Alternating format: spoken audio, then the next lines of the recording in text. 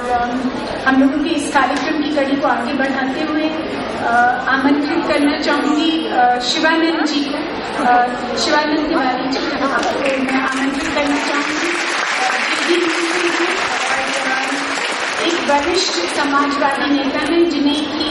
जयप्रकाश नारायण जी के साथ बहुत ही करीबी तरीके से काम करने का सौभाग्य प्राप्त हुआ और जैसे रंजना दी ने कहा था, बहुत सारे संवेदनशील पुरुष हैं, उनमें से एक आपका स्वागत है।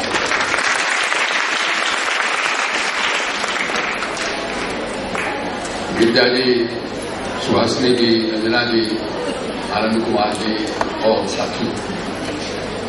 मैं जनता दल यूनाइटेड का कार्यकर्ता हूं और पार्टी की ओर से राज्यसभा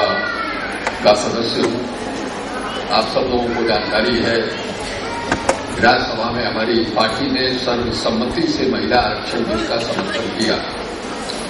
यह भी सब लोग जानते हैं कि सवाल पर हमारे पार्टी में मतभेद है, मतभिन्नता है और लोकसभा के कुछ हमारे साथी इस बिल में जो आरक्षण के भीतर आरक्षण का मामला है उस पर वो कायम है और उनकी राय है कि बगैर आरक्षण के भीतर आरक्षण के यह बिल पास नहीं होना चाहिए। हम लोग भी इसी राय के थे। लंबे अरसे से हमारे पार्टी में ये राय रही है कि महिलाओं को आरक्षण मिलेगा तो इसका लाभ जो पिछड़ी जाति की महिलाएं हैं या गरीब तबके की महिलाएं हैं, गांव देहात में रहने वाली महिलाएं हैं, उनको इस आरक्षण का लाभ नहीं मिलेगा। आप सब जानते हैं हमारा समाज जो है जाति आधारित समाज है और एक समय था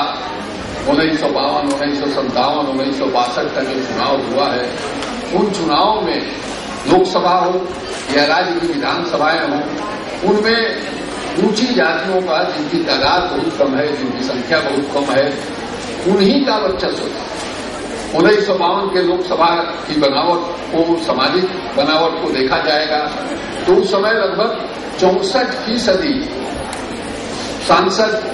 ऊंची जातियों से हुआ करते थे। धीरे धीरे वोट की राजनीति से लोगों में जागरूकता पैदा हुई।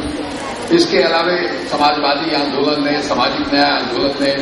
समाज में जागरूकता पैदा किया और पिछड़ी जातियां जिनकी तादाद ज्यादा है उन्होंने ओवरटेक किया अग्रणी जातियों को।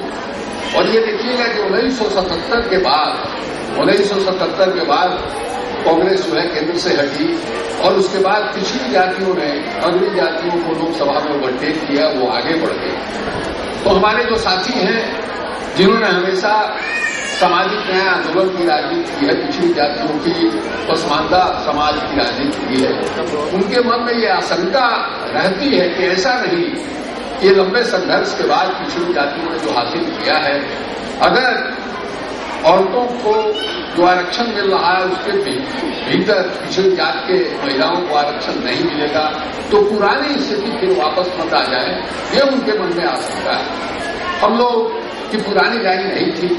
लेकिन इस बीच में बिहार में हमारी सरकार बनी, नीतीश कुमार जी मुख्यमंत्री बने और उन्होंने पंचायतों के चुनाव में और नगर निकायों के चुनाव में महिलाओं को 50% आरक्षण दिया। ये पहली सरकार थी हिंदुस्तान में, नीतीश कुमार की सरकार, बिहार की सरकार, जिसने 50% आरक्षण पंचायत में महिलाओं को दिया। हमको इस बात की खुशी है कि आज उस 50% आरक्षण को देश के कई राज्य जो है उस हिसाब से अपने कानून में संशोधन करने जा रहे हैं और अब तो भारत सरकार जो है पंचायत में जो 33% आरक्षण है महिलाओं को, उसको 50% करने जा रही है। तो हमने जो वहां आरक्षण हमारी सरकार ने दिया और उससे जो अनुभव आया, जो तजुर्बा आया, जिस ढंग से महिलाओं का एम्पावरमेंट हमने देखा उस आरक्षण के बाद, और तो हम लोग ने अपनी राय में संशोधन किया और वही नहीं, हमने